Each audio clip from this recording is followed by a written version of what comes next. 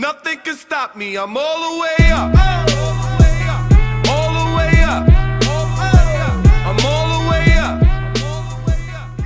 Alright you guys, what is going on? Welcome back to another rugby video. Today's video I am going to continue with the kicking theme, and we're going to go with how to do a chip and chase kick.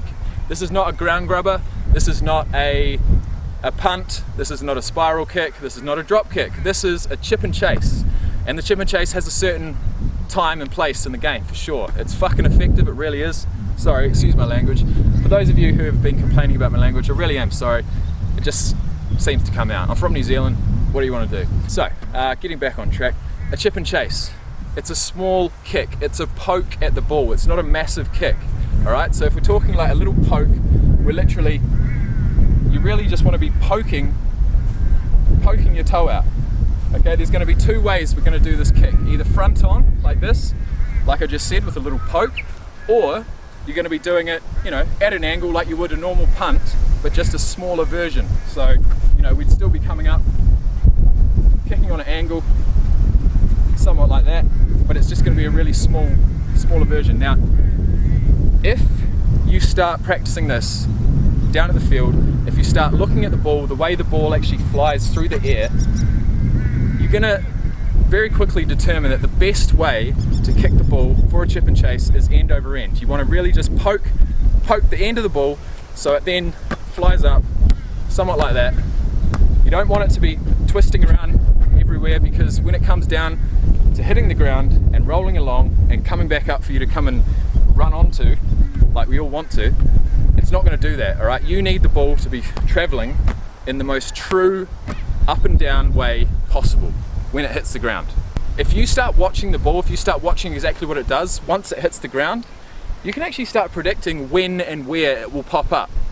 But regardless of that, what I like to say is that with the ground grubber, with the chip and chase, as long as you are behind the ball, as long as you know, have your wits about you, as long as you're ready to bounce either which way the ball goes, you're going to have a good chance of picking it up and continuing your run to the try line, alright? There is a good chance. The ball, it may seem a funny shape, but in a funny way it's a very predictable shape in the way that it rolls. If it's rolling end over end like that, if it's rolling like this, you got no idea where it goes. If it's rolling like this, it's pretty much going to continue rolling in that path and eventually bounce up. So obviously what the chip and chase is used for is to get past a line of defence without having to run through them and break a tackle. It takes away the defence, it takes away the tackle from the game. It's all with your foot and in the air and with spacing and, you know, agility, getting through gaps. So what I will say is that the one time when you really want to use this is when there's no fullback, alright?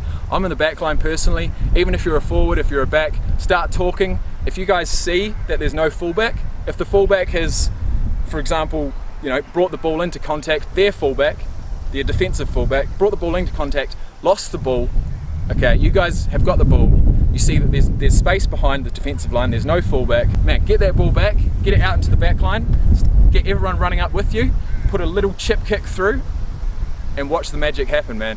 You got all your players coming through at full pace, hopefully they hit gaps, and they can come through at full pace. That's what a chip kick does. It means that if you get the bounce right, if you get that chip kick right, you run through, you get the bounce, you don't lose pace.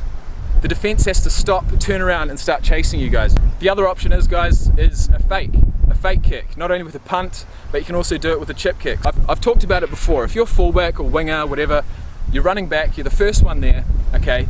You've got one guy from the defense that's running back. You know, it's not a bad idea to give yourself a little bit more time, a little bit more room to move, by not just panicking, seeing that guy panic and kicking the ball out, you know, at a shit angle and not making much meters.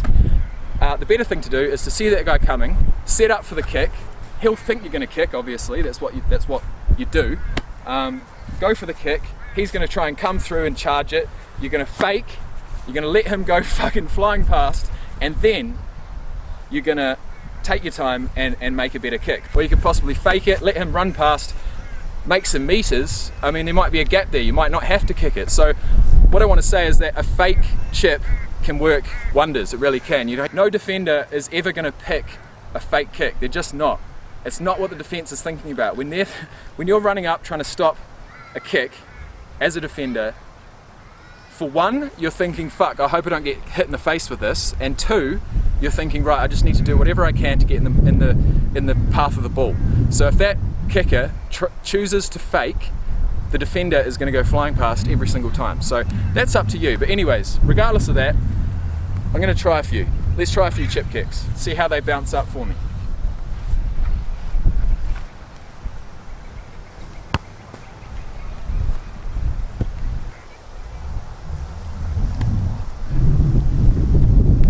When you're just practicing, it really doesn't need to be that big of a kick at all. It's literally just a toe poke.